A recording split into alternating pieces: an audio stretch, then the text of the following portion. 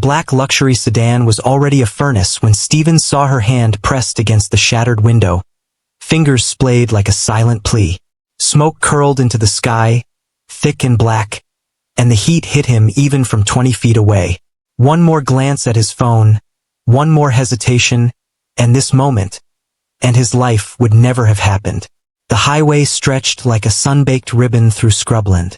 Stephen wiped sweat from his oil-stained hands and shifted his toolbox. $43 in his wallet. Flat broke. Exhausted. A life built on hope he could no longer afford. He'd come chasing a promise. An emergency call from a client who'd vanished into thin air. No car. No man. Just the shimmering heat. The distant cry of a circling hawk, and the bitter taste of betrayal he knew too well. Then came the sound. A scream of metal and rubber. The black sedan launched over the rise. Tires skidding, flipping, crumpling, thrashing. Flames licked the hood, smoke pouring into the bright sky. Through the shattered driver's window he saw her.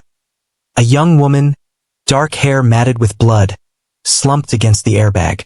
The fire was crawling toward her. Her pulse faint, her life slipping away. Every instinct screamed run. He had no phone signal, no money for ambulances or hospital bills, and his mother was waiting at home with medications he couldn't afford. But none of that mattered. Someone was dying. Stephen didn't calculate the cost. He grabbed a rock. He smashed the glass. He pulled the jammed door. He reached inside, released her seatbelt, lifted her limp body, and ran. 20 feet. 30. Flames snapping at his heels. The explosion punched the air from his lungs. Stephen threw himself forward, his body a shield, debris raining down like shrapnel. The blast lifted them both, slammed them against the asphalt. His ears rang, his vision blurred. Fire roared behind them. When the smoke cleared, she was still in his arms. Blood soaking her white blouse, burns on his forearms. But alive. They were both alive. Her eyes fluttered open, brown, terrified, focusing on his face with desperate intensity. "Thank you," she whispered, her voice barely audible. Then, with urgency that cut through her pain, "Don't call my father. Please, don't let them take me back." Stephen stared at her, confused. "You need a hospital. You need. I'm Rita Wilson." The words came out in a rush, blood on her lips. "My father is Jason B. Wilson. He'll come for me. He'll lock me up again. Please." She grabbed his shirt with surprising strength. "Please don't call him." Stephen's world stopped.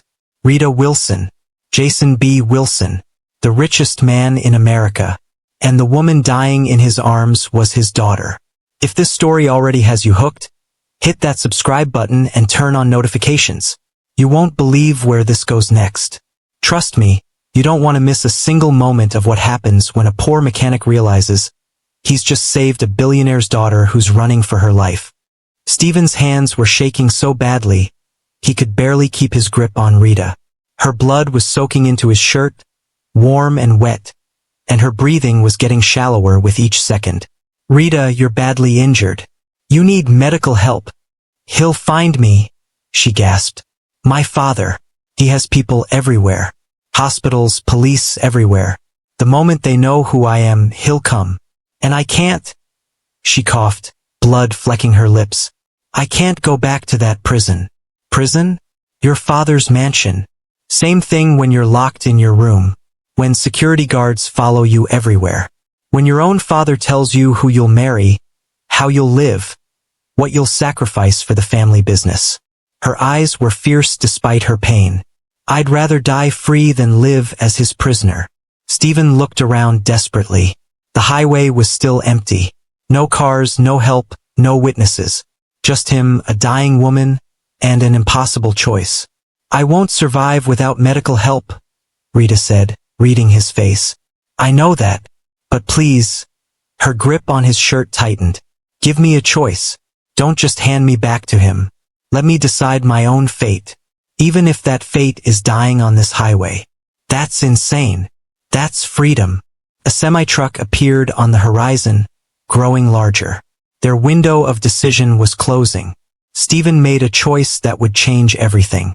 Okay, he said, but you're getting medical help. And then we figure out what happens next. Together. Rita's eyes filled with tears. Thank you.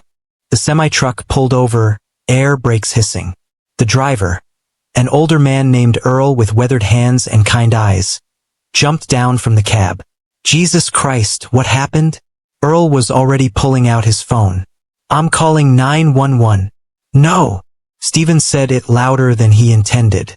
No police. No ambulance. Just, can you drive us to a hospital? Quietly, Earl looked between them, clearly sensing something wrong. Son, this woman needs emergency services. And she'll get them. But please, just drive us. I'll explain on the way. Something in Stephen's voice made Earl hesitate. Then he nodded slowly. Get her in the cab. But if she dies, this is on you. I know. They loaded Rita into the truck, Stephen cradling her head as Earl drove toward the city at speeds that made the whole vehicle shake. Rita drifted in and out of consciousness, sometimes lucid, sometimes delirious. Marcus, she mumbled at one point. Marcus Harding. He tried to kill me. The SUV. It was him. Had to be. Stephen filed the name away. Marcus Harding, he'd heard that name. Defense contractor. Billionaire. One of the most powerful men in the country. Why would he try to kill you? Because I said no. Rita's laugh was bitter, broken. I refused to marry him. Refused to be my father's bargaining chip in a corporate merger. So he decided. She coughed violently. If he couldn't have me, nobody could. Earl glanced in the rearview mirror, his expression grim. Son, you have any idea what you're getting into? Stephen looked at Rita's pale face, at the blood still seeping through his makeshift bandages, at the woman who should have died but chose trust instead. No, he admitted. Not even a little bit. They reached the hospital 40 minutes later. St. Mary's, a smaller facility on the outskirts, not the major trauma center where Rita's father would expect her to be taken. Stephen carried her through the emergency entrance, shouting for help, and nurses swarmed immediately. What happened? Car accident. She's been in and out of consciousness. Severe head trauma. Possible internal bleeding. Name. Stephen hesitated. Rita's eyes found his, pleading. Jane Doe, Stephen said. No ID. Everything burned in the crash. The nurses exchanged glances but didn't argue. They loaded Rita onto a gurney and rushed her toward trauma rooms, leaving Stephen standing in the waiting area covered in blood and soot and burns. Earl put a hand on his shoulder. You sure you know what you're doing? No. That woman's important, isn't she? Someone's gonna come looking. Yeah. And you just lied to medical staff, which makes you liable for all kinds of trouble. Earl studied Stephen's face. So why'd you do it? Stephen thought about Rita's words. About being locked in a room. About being forced to marry someone. About choosing death over captivity. Because she asked me to, Stephen said simply. Earl nodded slowly. Well, son, you better have a plan. Because lies like that don't stay hidden for long. The old trucker left, and Stephen sank into a plastic chair that dug into his spine. His burns throbbed. His head pounded. His phone buzzed with messages from his mother that he couldn't answer because he didn't know how to explain any of this. A doctor emerged 20 minutes later. Young, exhausted, with the expression of someone who'd seen too much death. Are you the one who brought in Jane Doe? Yes. She's critical but stable. We've got her in surgery now. Head trauma, 3 broken ribs, internal bleeding that we're addressing. She's lucky to be alive. The doctor paused. You're the one who pulled her from the wreck? Stephen nodded. The burns on your arms. You ran into fire. Yes. The doctor's expression shifted to something like awe. That's either the bravest or most foolish thing I've heard all year. Come with me. Let's treat those burns before they get infected. Stephen followed the doctor to an examination room where a nurse cleaned his wounds, applied ointment that burned worse than the original injury, and wrapped his forearms in gauze. The whole time, his mind raced through scenarios, consequences, futures branching in directions he couldn't predict. Mr.? The nurse waited for a name. Cody. Stephen Cody. Mr. Cody? I need to ask, do you have insurance? No. The treatment for your burns alone is going to cost around $3,000.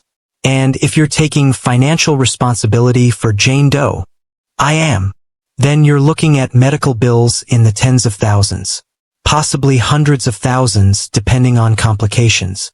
The nurse's voice softened. Are you prepared for that?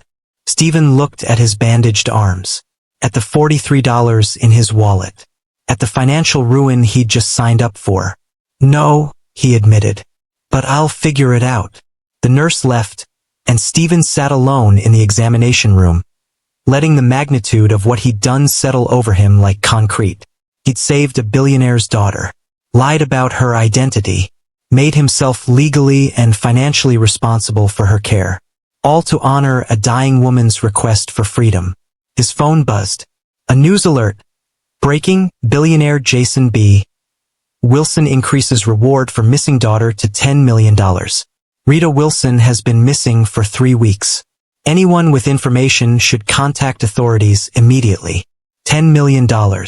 Stephen could solve every problem in his life with that money. His mother's medical bills, the poverty, the years of struggle, all of it gone with one phone call. All he had to do was betray the woman who'd trusted him. Stephen stared at the alert for a long moment. Then he deleted it and turned off his phone. A voice spoke from the doorway, making Stephen jump. That's an interesting choice, Mr. Cody. A man stood there, late 40s, expensive suit, the kind of tailored perfection that screamed money and power. 2 more men flanked him, clearly security. Who are you? My name is David Chun. I'm head of security for Jason B. Wilson. Chun stepped into the room, and Stephen's blood went cold. And I've been tracking cellular signals in the area of Rita Wilson's last known location. Your phone pinged 3 towers in the last 2 hours, creating a pattern that led directly here. Stephen's heart hammered. I don't know what you're talking about. Please don't insult my intelligence. A Jane Doe matching Rita Wilson's description was brought into this hospital 45 minutes ago by a man matching your description. Chun pulled out a tablet, showed Stephen's security footage from the emergency entrance. That's you. That's Rita. And unless you start talking right now, I'm calling the police and having you arrested for kidnapping. Stephen stood, his hands balling into fists. I didn't kidnap her. I saved her life. Then why lie about her identity? Why not call her father? Why hide her here like a criminal? Chen's voice dropped dangerously low. Unless you're planning to ransom her. Unless you saw an opportunity and took it. Unless you're exactly the kind of desperate man who would exploit a vulnerable woman for money. That's not what happened. Then tell me what did happen. Right now. Before I make one phone call that ruins your life forever. Stephen looked at the security team, at Chen's cold expression, at the tablet showing footage that damned him completely. And he made another choice. She asked me not to call her father, Stephen said quietly. She said she'd rather die than go back. So I honored that request. Chen's expression didn't change. You're telling me that Rita Wilson, injured and traumatized, asked you, a complete stranger, to hide her from her own family? And you agreed? Yes. Why? Because, Stephen struggled to put it into words. Because she was terrified. Because she begged me. Because sometimes people who love us still hurt us. And she needed someone to listen. Chun studied him for a long moment. Then he did something unexpected. He sat down. Tell me everything, Chun said. From the beginning. And if I believe you, maybe I won't destroy you. But if you're lying, if you had anything to do with Rita's disappearance or this accident, I will make sure you spend the rest of your life in prison. Are we clear? Stephen nodded. And he told the truth. All of it. Chun listened without interrupting as Stephen recounted every detail. The fake client call. Being stranded on the highway. Witnessing the crash. Running into the fire. Rita revealing her identity and begging him not to contact her father. The decision to honor her request. When Stephen finished, Chun was silent for what felt like an eternity. That's quite a story, Chun finally said. It's the truth. Maybe. Maybe not. Chun pulled up something on his tablet. Let me tell you what I know. 3 weeks ago, Rita Wilson had a massive fight with her father about an arranged marriage to Marcus Harding. She refused.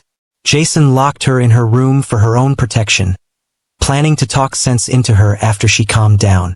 That night, she escaped through a window, took her car, and vanished. We've been searching ever since. She said someone ran her off the road. Someone tried to kill her. Chen's expression flickered. She told you that? Said it was Marcus Harding. That if he couldn't have her, nobody could. Chun stood abruptly and walked to the window, his back to Stephen. We suspected. Had no proof. But if Marcus tried to kill her... His voice went hard. Then this situation is even more dangerous than I thought. So you believe me? I believe something happened to Rita that made her desperate enough to trust a stranger over her own family. Whether that makes you her savior or her captor is still up for debate. Chen turned around. But here's what's going to happen. You're going to wait here while I speak with Rita. If she confirms your story, if she says she trusts you, then we proceed carefully. If she doesn't, I'll cooperate. I'll tell you everything. I'll accept whatever consequences. Chen nodded. Wait here. The security chief left with his team, and Stephen was alone again with his thoughts and his burns and his terror. He'd done everything right for the wrong reasons? Or was it wrong for the right reasons? He couldn't even tell anymore. 30 minutes passed like hours. Then Chun returned, and his expression had completely changed. She vouched for you, Chun said quietly. Rita is awake, lucid, and she says you saved her life. Says you honored her wishes when you had every reason not to. Says you're the only person she trusts right now. Relief flooded through Stephen so powerfully his knees nearly buckled. But there's a problem, Chin continued. Rita still refuses to see her father. Says she won't go home, won't be locked up again, won't be forced into a marriage she doesn't want. And she's asked for you specifically. Asked if you'll stay with her until she figures out what to do next. Stephen blinked. What? She trusts you, Mr. Cody. Against all logic and reason, she trusts you. And that puts me in an impossible position. Chun ran a hand through his hair. Jason B. Wilson has been living in hell for 3 weeks thinking his daughter is dead. I have the power to end that suffering with one phone call. But Rita has explicitly forbidden me from contacting him. And you're the only person she's willing to talk to. So what do we do? That depends. Are you willing to keep helping her? Even knowing that Jason B. Wilson is going to eventually find out you've been hiding his daughter? Even knowing he has the power to destroy you completely if he thinks you've been exploiting her. Stephen thought about his mother. About the medical bills he couldn't afford. About the poverty waiting for him outside this hospital. About the smart, safe, rational choice. Yes, he said. I'll help her. Chun studied him for a long moment. You're either incredibly brave or incredibly stupid. I've heard that before. Well, here's the situation. Rita needs somewhere safe to recover. Somewhere Marcus Harding won't think to look. Somewhere off the grid. Chun paused. Do you have anywhere like that? Stephen almost laughed. I have a one-room apartment with cracked walls and broken windows in the worst part of town. I have $43 to my name. I have nothing. Then that's perfect, Chin said. Because Marcus Harding would never think to look in poverty. His world doesn't include places like that. You want me to take her to my apartment? I want you to keep her safe until we can figure out how to handle this situation. I want you to help her recover while I investigate Marcus Harding and gather evidence. And I want you to understand something very clearly. If anything happens to Rita, if she's hurt or exploited or betrayed in any way, I will end you. I will make sure you never have another peaceful moment for the rest of your life. Are we absolutely clear? Crystal clear. Chin nodded. Then let's talk logistics. What followed was the strangest planning session of Stephen's life. Chun outlined a strategy. Discharge Rita as Jane Doe. Use a decoy ambulance to draw any surveillance. Transport her secretly to Stephen's apartment in an unmarked vehicle. Chun would provide basic security, medical supplies, and a secure phone line. Stephen would be Rita's caretaker and protector. And what do I tell my mother? Stephen asked. She lives with me. She'll have questions. Tell her the truth, that you saved someone's life and they need your help. Mabel Cody has a good heart, our background check showed that. She'll understand. Stephen's eyes narrowed. You ran a background check on my mother? I ran a background check on everyone in your life the moment I identified you at the crash site. I know about her heart condition, about the medical bills you can't afford, about your MIT degree and 7 years of unemployment, about every rejection letter, every failed opportunity, every moment of struggle. Chen's voice softened slightly. And that's actually why I believe your story, Mr. Cody. Because a man who would exploit Rita for money would have called her father immediately. But you didn't. You honored her request even though it cost you everything. That tells me something about your character. What about her medical care? She needs follow-up treatment, medications. All provided, anonymously, delivered to your apartment. I'll have a doctor check on her every 3 days. Chun pulled out a burner phone and handed it to Stephen. This is your lifeline. My number is programmed in. If anything goes wrong, if Marcus's people show up, if Rita's condition deteriorates, you call immediately. Day or night. Understood. Understood. Good. Chun stood. The discharge paperwork is being processed now. You'll leave in 20 minutes. And Mr. Cody, thank you for running into that fire, for honoring Rita's wishes, for being the kind of person this world desperately needs more of. Chun left, and Stephen sat alone with the weight of what he'd agreed to. He was about to bring a billionaire's daughter to his poverty-stricken apartment, hide her from one of the most powerful men in America, help her recover while assassins might be hunting her, all with $43 and burns on his arms. His mother was going to think he'd lost his mind. 20 minutes later, Stephen helped Rita into a wheelchair. She was dressed in donated clothes that didn't fit, her head wrapped in bandages, moving slowly and painfully. When she saw him, she smiled weakly. You came back. Of course I came back. A lot of people wouldn't have. Rita's hand found his, squeezed gently. Thank you, Stephen, for everything. They wheeled her through back corridors, avoiding cameras and witnesses, to a loading dock where an unmarked van waited. Ask me again when I'm not covered in bandages and running for my life. Rita looked at him seriously. Stephen, I need you to understand something. My father loves me, truly loves me, but he spent so long controlling everything, his business, his empire, his legacy, that he forgot I'm a person, not an asset. He thought locking me in my room was protection, thought forcing me toward Marcus was securing my future. He genuinely believed he was doing the right thing. That doesn't make it okay. No, it doesn't. But it makes it complicated. Because eventually I have to face him. Have to help him understand why I ran. Have to fix what's broken between us. She squeezed Stephen's hand again. But I need time first. Need to heal. Need to figure out who I am outside his shadow. Can you give me that? As long as you need. The van pulled up outside Stephen's building. 5 stories of crumbling brick and broken dreams. Rita looked up at it, and Stephen waited for disgust or fear or second thoughts. Instead, she said, It's perfect. It's a dump. It's freedom. That's better than any mansion. They helped Rita out of the van and up 4 flights of stairs. No elevator. Never worked. Every step was agony for her, but she refused to complain. Chen's team did a security sweep of the apartment, installed additional locks, and left Stephen with medical supplies and a warning to be vigilant. Then they were alone. Stephen's mother, Mabel, sat in the apartment's only chair, her eyes wide as she took in the bandaged woman her son had brought home. Mama, Stephen said gently, this is Rita. I saved her from a car accident.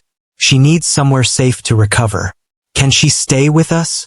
Mabel looked at Rita, at Stephen, at the situation that made no sense but felt right anyway. Of course she can stay, Mabel said. Anyone my son risks his life to save is welcome in our home. Rita's eyes filled with tears. Thank you, Mrs. Cody. Call me Mabel, baby, and let's get you comfortable. Stephen, give her your bed. You can sleep on the floor. Stephen started to protest, but Mabel's expression left no room for argument. He helped Rita to the thin mattress on the floor while Mabel fussed over pillows and blankets. Rita lay down with a sigh of relief, her eyes already closing. This is the most comfortable I've been in 3 weeks. Mabel caught Stephen's eye and mouthed, "Who is she?" Stephen mouthed back, "Later." But Mabel was too smart. She'd already seen the expensive dental work, the refined manners, the way Rita moved despite her injuries. She knew this woman came from a different world. She just didn't know how different yet. If you're still watching at this point, drop a comment with, "I'm still here." Let's see who's truly following this shocking story. Because what happens next, when Rita's father discovers where she is, will change everything. The first night was the hardest. Rita woke screaming every hour, trapped in nightmares of headlights and metal and flames. Stephen would jolt awake from his spot on the floor and talk her down in whispers, careful not to wake his mother who slept in the corner behind a makeshift curtain. "You're safe. You're alive. Nobody can hurt you here." By dawn, they were both exhausted, but something had shifted. Trust had deepened into something more, a bond forged in trauma and vulnerability. Mabel made breakfast, watery oatmeal, all they could afford, and divided it 3 ways. Rita ate slowly, still learning how to navigate her injured ribs, and Stephen watched his mother watching Rita with knowing eyes. After Rita fell asleep again, Mabel pulled Stephen into the hallway. "Who is that girl really?" Stephen hesitated. "It's complicated. Stephen Marcus Cody. I raised you better than to lie to your mother. That girl has never eaten oatmeal in her life. Those clothes might be donated, but her hands are soft. She talks like someone with education and money. So I'm asking again, who is she?" Stephen took a deep breath. "She's Rita Wilson, Jason B. Wilson's daughter. She was running from an arranged marriage when someone tried to kill her, and she begged me not to tell her father where she is." Mabel's face went through several emotions in rapid succession. Shock, fear, understanding, and finally determination. "That man has been on the news every day," Mabel said quietly, "begging for information, offering rewards. He's suffering, Stephen. I know, but you're respecting her wishes." "I am." Mabel studied her son's face. "You care about her." It wasn't a question.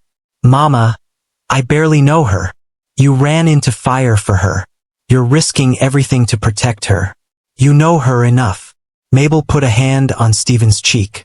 "Just be careful, baby. People with that kind of power, they play by different rules. And when her father finds out you've been hiding her, he might not understand you were trying to help." "I know. But what else can I do?" "Exactly what you're doing. Following your conscience. Even when it's hard." Mabel kissed his forehead. "I'm proud of you." The days fell into a rhythm. Stephen would leave early to find day labor, anything that paid cash. Construction cleanup, loading trucks, whatever he could get without his tools. He'd bring home food, medication, supplies. Rita would clean the apartment, mend their clothes, try to contribute in small ways. Mabel would tell stories that made them all laugh despite everything. At night, Stephen and Rita would talk in whispers while Mabel slept. Rita told him about growing up in wealth but loneliness. About private schools where everyone wanted her for her name, never herself. About watching her father become more controlling after her mother died, building walls instead of bridges. Stephen told her about MIT, about the promise of a better life that never came. About watching his mother work herself into heart failure trying to give him opportunities that went nowhere. About the shame of being brilliant and broke in a world that only valued one. "You're not broke in the ways that matter," Rita said one night, her hand finding his in the darkness. "You're rich in everything important. Character, courage, compassion. Those are the things wealth can never buy. Try paying rent with character." "I'm serious, Stephen. I've spent my whole life around wealthy people, and most of them are empty inside. They've traded their humanity for bank accounts. But you," she squeezed his hand, "you have something real, something precious. Don't let poverty convince you otherwise."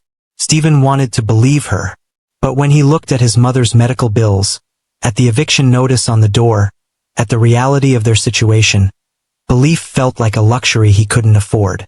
On the 5th day, everything changed. Stephen returned from work to find Rita sitting at the window, her face pale, holding the burner phone Chun had provided. "What's wrong?" Chun called. "They have evidence. Video footage from the highway showing Marcus Harding's SUV ramming my car. Eyewitnesses who saw him bragging about teaching me a lesson. It's enough to build a case." Rita's voice shook. "But Chun says Marcus knows they're investigating. And people like Marcus don't go down quietly. They eliminate threats. You're under protection. We're under protection. You, me, your mother. Because Marcus knows someone pulled me from that wreck. And he'll want that witness eliminated."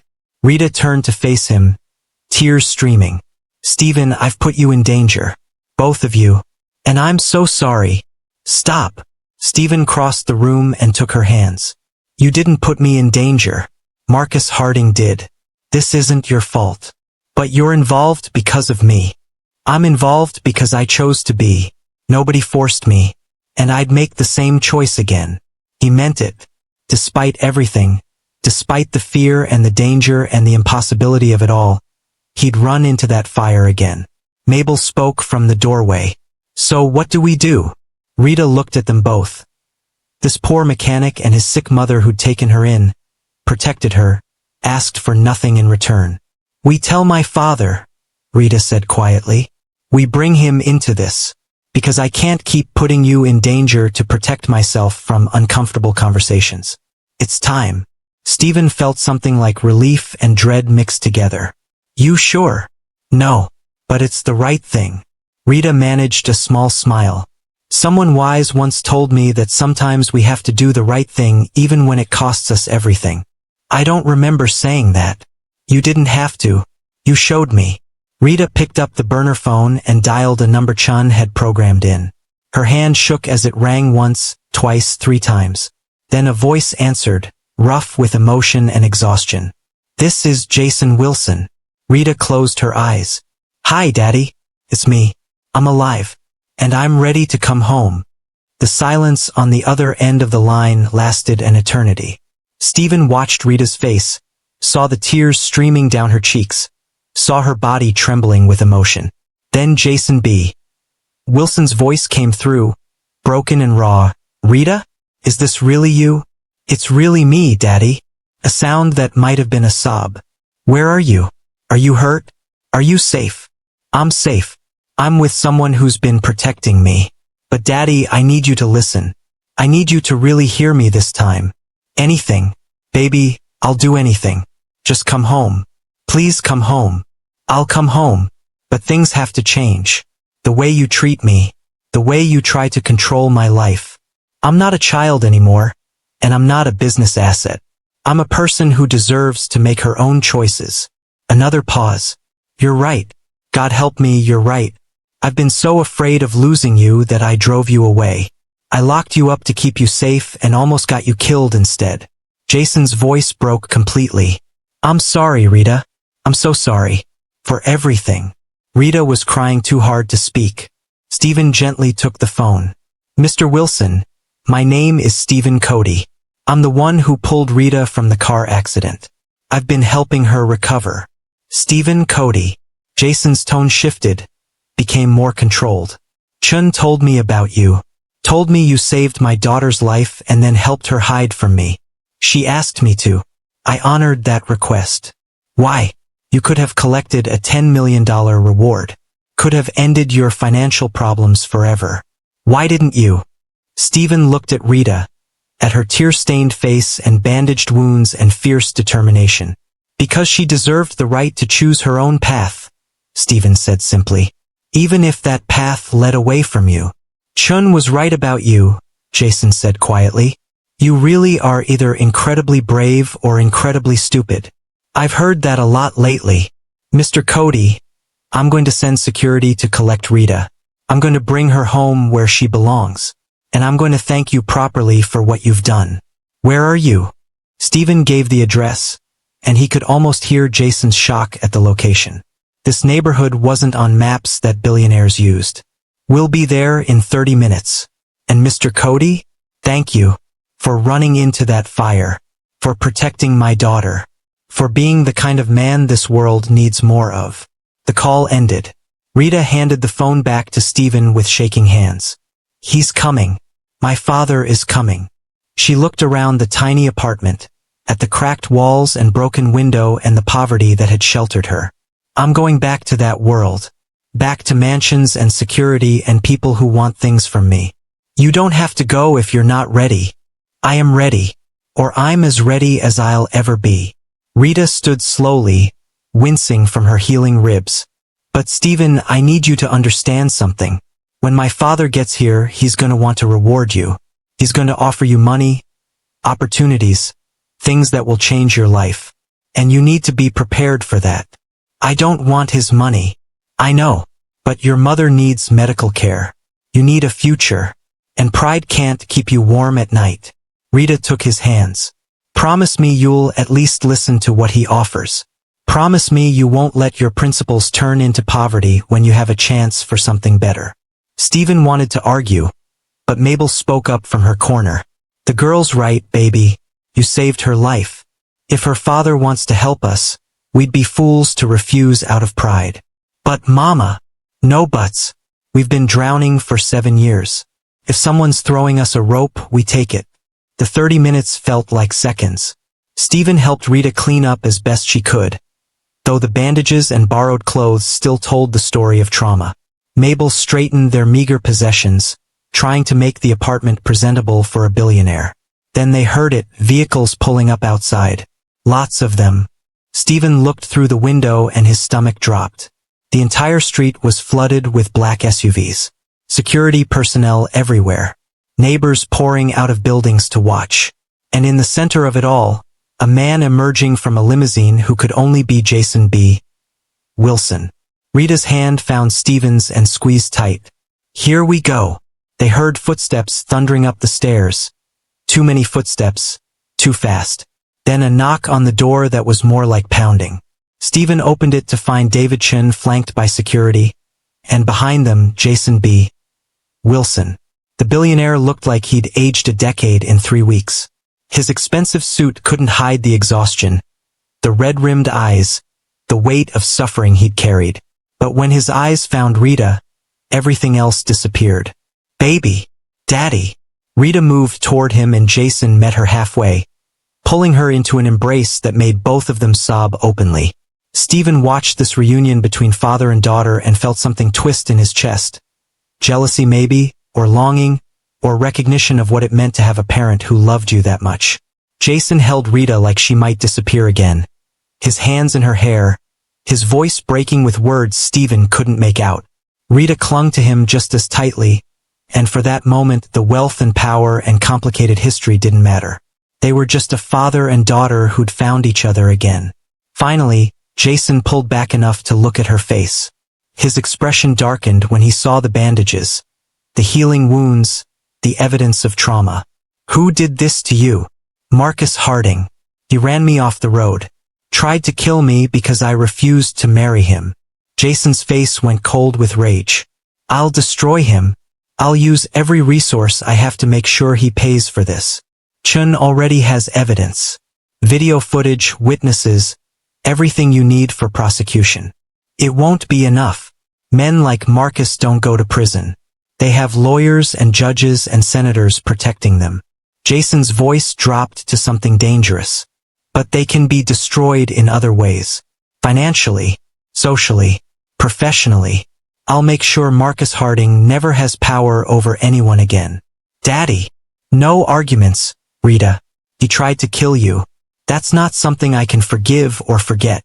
Jason finally seemed to register the apartment around them, the poverty that had sheltered his daughter. His eyes found Stephen. Mr. Cody. Stephen stood straighter. Sir. Jason released Rita and crossed to Stephen, extending his hand. Thank you. For my daughter's life. For her safety. For giving me the chance to fix what I broke. Stephen shook his hand, feeling the weight of that grip. I just did what was right. Most people don't. Most people would have called immediately, collected the reward, made it transactional. Jason glanced around the apartment again.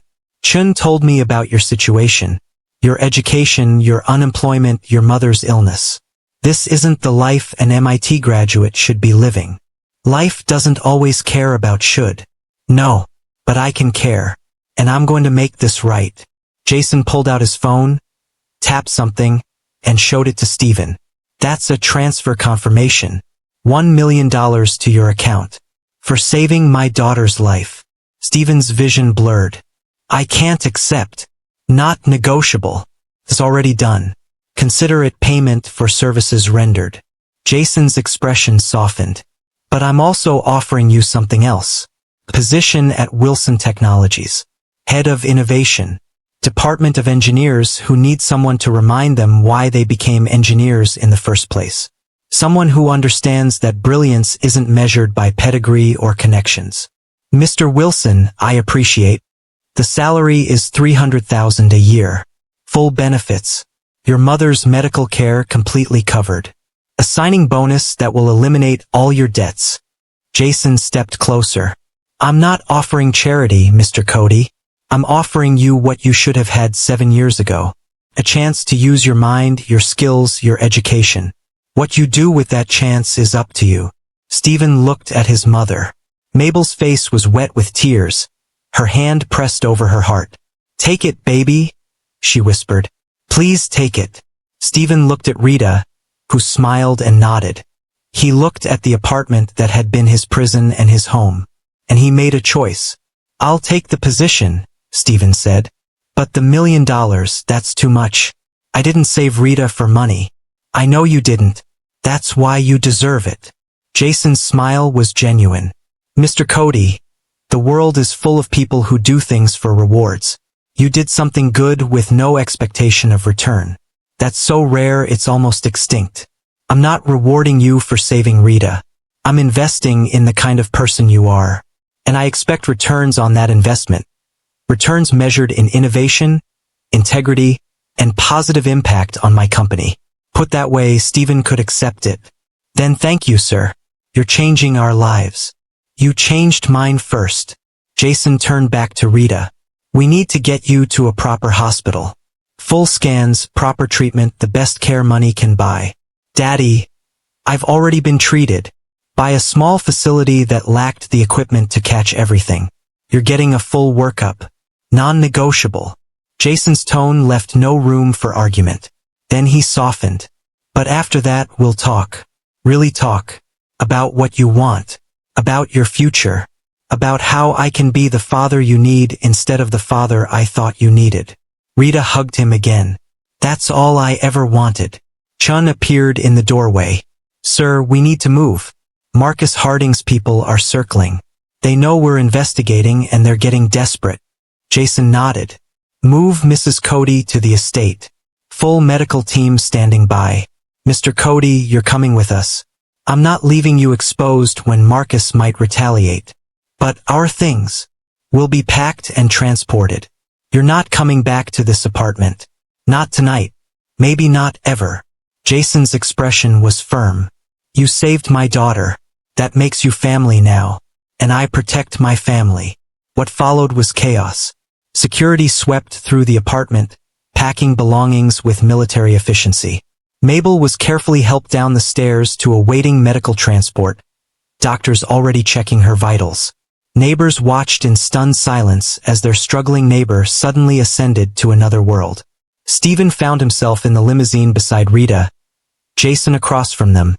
The city passing by outside in a blur of lights and impossibility. I don't understand any of this, Stephen said quietly. Neither do I, Rita admitted. But maybe that's okay. Maybe life doesn't always make sense. Your father is giving me $1 million and a job I don't deserve. You deserve both and more. Rita's hand found his. You ran into fire, Stephen. You protected me when you had every reason to walk away. You honored my wishes even when it cost you everything. That's not common. That's extraordinary. Jason was watching them with knowing eyes. My daughter cares about you, Mr. Cody. I can see that. And I suspect the feeling is mutual. Stephen and Rita both flushed. Daddy, I'm not blind, Rita. The way you look at him, the way he looks at you, the way you held hands while we were talking. Jason's expression was unreadable. Under normal circumstances, I'd be concerned. You're from different worlds, different backgrounds, different everything. But these aren't normal circumstances. And you're not a normal man, Mr. Cody. I'm just a mechanic who... You're a man who ran into fire to save a stranger, who honored a dying woman's request for freedom over a $10 million reward, who protected my daughter when powerful men wanted her dead. Jason leaned forward. You're exactly the kind of man I'd want in my daughter's life, if that's what you both choose. Rita's grip on Stephen's hand tightened. The limousine pulled through gates that opened automatically, into grounds so vast Stephen couldn't see the edges. The mansion rose before them like something from another world. White columns, soaring windows, the kind of wealth that felt more like a museum than a home. Welcome to your new life, Mr. Cody, Jason said as the car stopped. Everything changes from here. Stephen looked at Rita, at her father, at the mansion that would be his world now. And he realized that running into that fire had done more than save a life. It had saved his own. The next 72 hours were a blur. Doctors examined Rita with equipment Stephen didn't know existed, confirming broken ribs, treating burns, monitoring for complications. Mabel was installed in a guest suite larger than their entire apartment, with a personal physician adjusting her medications and scheduling surgery for her heart condition. Stephen was given a room in the West Wing, marble floors, king-sized bed, a bathroom bigger than his old apartment. He stood in the shower letting hot water pound his shoulders and couldn't remember the last time water pressure felt like this. Everything felt surreal. Jason assigned him a personal assistant to help with the transition, a efficient woman named Sarah who scheduled meetings, organized his wardrobe, apparently oil-stained work clothes weren't appropriate for an executive, and briefed him on Wilson Technologies. Your department has 12 engineers, Sarah explained. All brilliant, all competitive, all very aware that you're an outsider being dropped into a leadership position. They won't make this easy. I don't expect easy. Good. Because Mr. Wilson has high expectations. He's betting his reputation on you. No pressure. On the third day, Chun requested a meeting.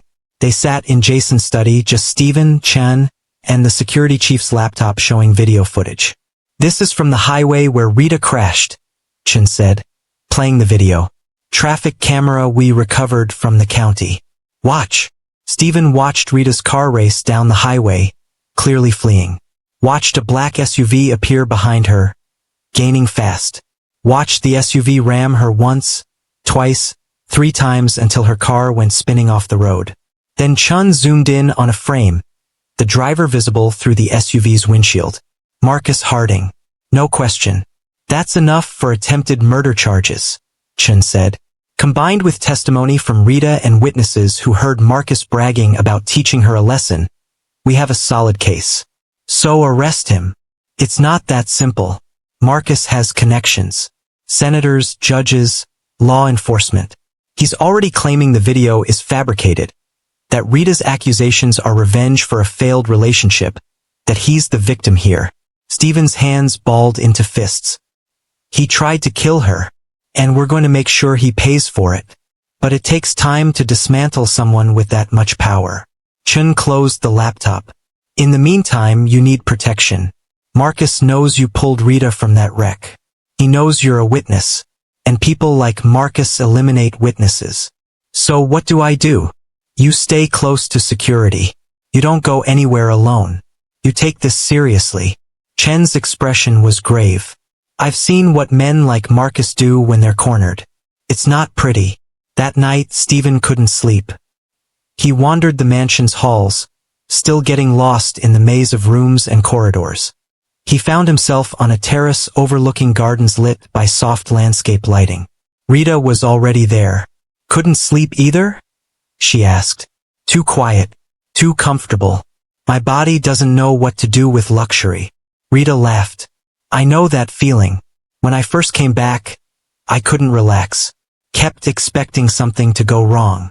Stephen joined her at the railing, looking out over grounds that probably cost more to maintain than he'd earned in his entire life.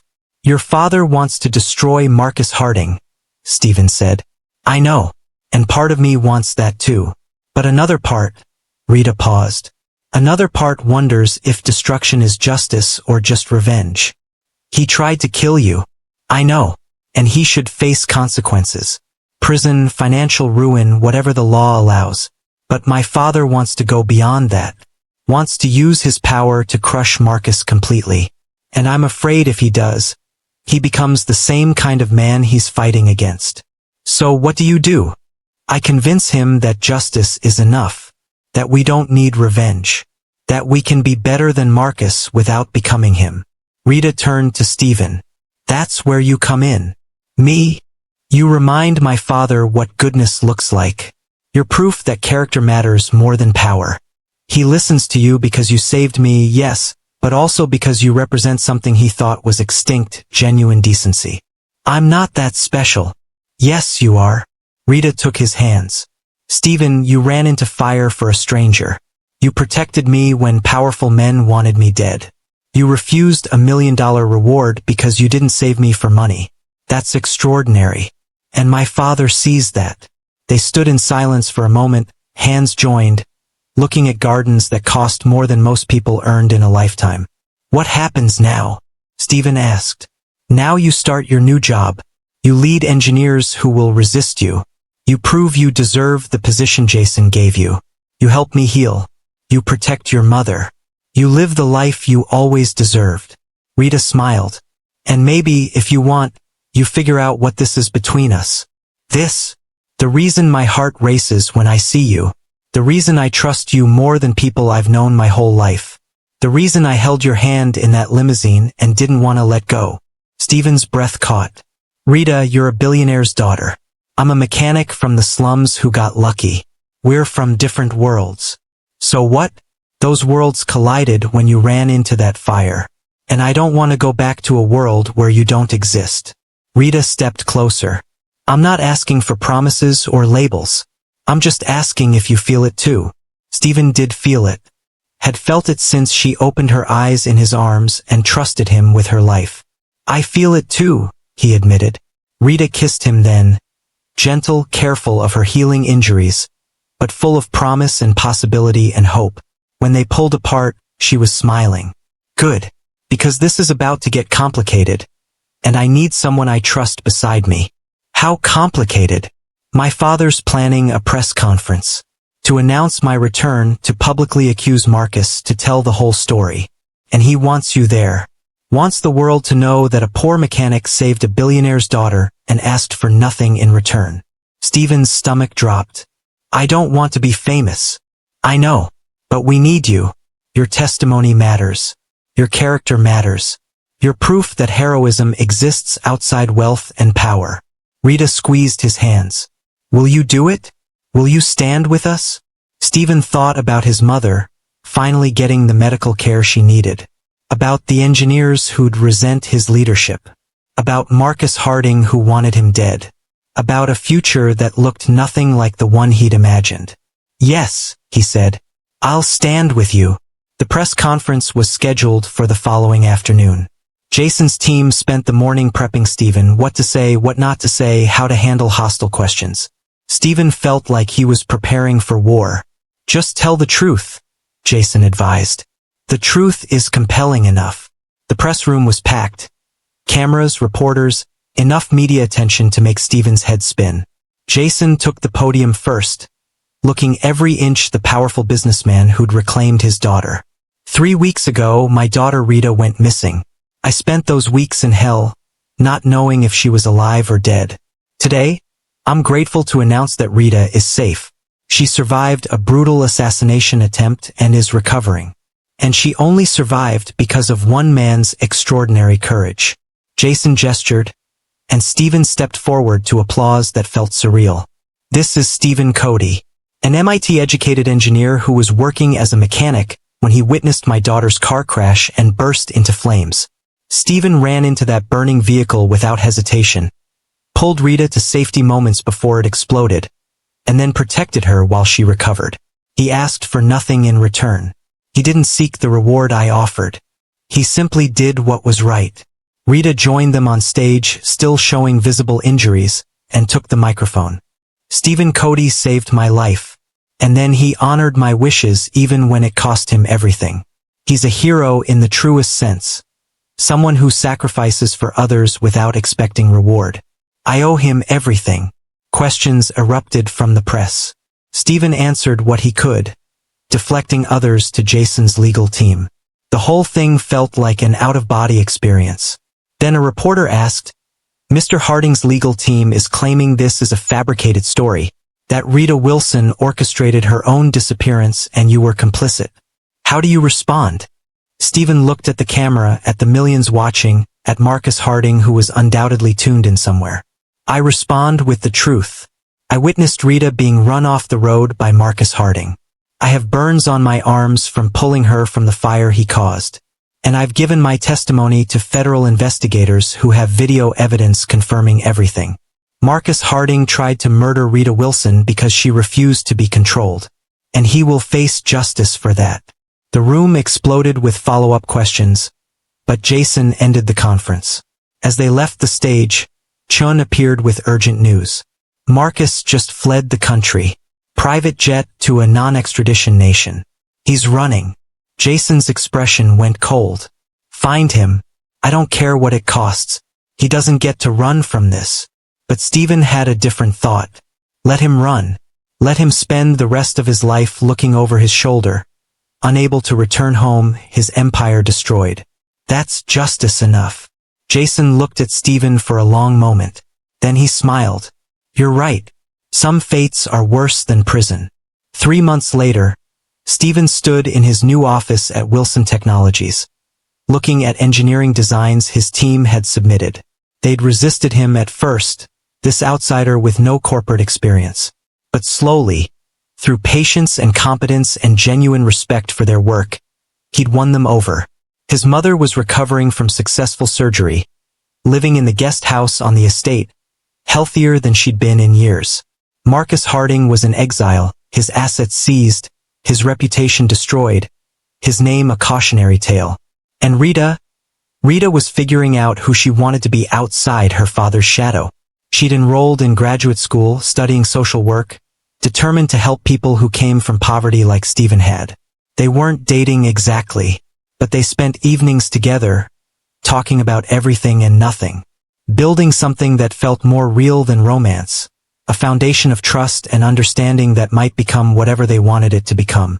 On a Saturday evening, Stephen found himself back on the terrace where Rita had kissed him months ago. She joined him there as she often did. What are you thinking about? She asked. About that moment on the highway. About the choice to run into fire instead of walking away. About how one decision changed everything. Do you regret it? Stephen looked at Rita. This woman who'd trusted him when she had no reason to, who'd given him a future he never imagined, who'd shown him that his worth wasn't measured by his bank account or job title. Not for a second, he said. Rita smiled and took his hand, and they stood together watching the sunset over grounds that had become home. In the distance, Stephen's mother laughed at something the gardener said. Security patrolled quietly, ever vigilant. The world kept turning. But here, in this moment, Stephen Cody, former struggling mechanic, current head of innovation, forever the man who ran into fire, felt something he hadn't felt in 7 years. Peace and gratitude that he'd chosen to stop on an empty highway and pull a stranger from flames. Because that stranger had given him more than his life back. She'd given him proof that goodness still mattered in a world that often rewarded greed. That courage existed outside wealth and power. And that sometimes, just sometimes, doing the right thing actually led somewhere beautiful. If the story moved you, if it reminded you that heroes exist in everyday moments and ordinary choices, I need you to do 3 things right now. First, smash that subscribe button and turn on notifications. Stories like this don't appear in your feed unless you're subscribed.